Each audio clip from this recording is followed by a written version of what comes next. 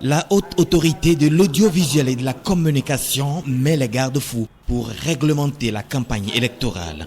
Les deux décisions en validation, celle portant réglementation de la campagne médiatique pour l'élection présidentielle en République du Bénin et celle portant publication des journaux et écrits périodiques ayant une existence légale, ont été présentées aux hommes des médias. Après avoir dépouillé les contenus, l'interaction a pris place. Il est indiqué que les duos bénéficient par jour de 30 minutes de magazine s'agissant de paroles candidats. Est-ce que c'est les mêmes enregistrements qu'on reconduit ou c'est des enregistrements différents? Le premier jour de campagne, les duos font un message qui passe le premier jour et le deuxième jour.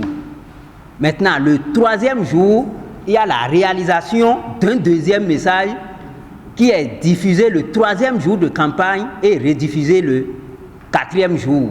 Au niveau des télés, j'aimerais demander si ces émissions-là peuvent être relayées dans la presse écrite avec des titres qui profitent aux duos candidats. Il ne revient pas à la presse écrite d'exploiter les messages qui sont passés à la radio ou à la télévision.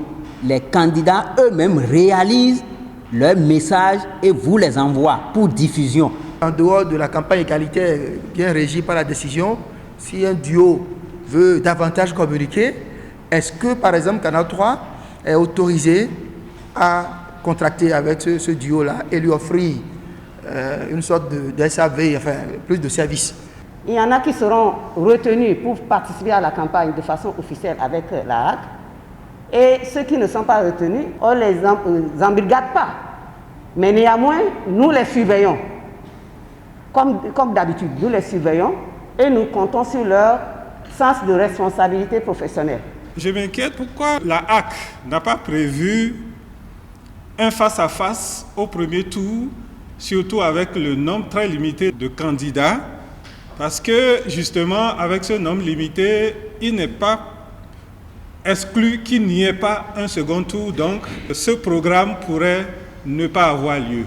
En fait, on avait proposé un face-à-face au premier tour. Donc, c'est dans les observations des duos et de certaines associations fêtières qu'on nous a dit que ce n'est pas nécessaire d'organiser un face-à-face au premier tour.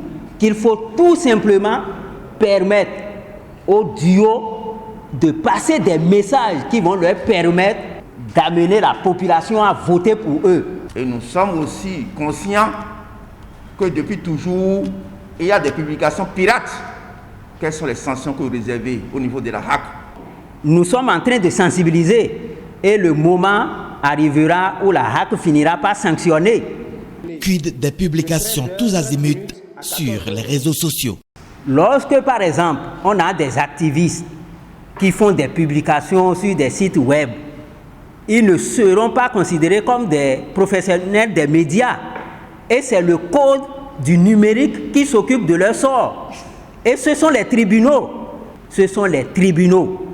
Mais au-delà de tout, la présence d'esprit des journalistes a été fortement recommandée au service de la paix. Nous n'avons qu'un seul pays. Le beau pays, notre pays, le Bénin. Faisons tout possible pour que vraiment on puisse préserver la paix. Pour le scrutin du 11 avril prochain, la campagne électorale démarre le 26 mars.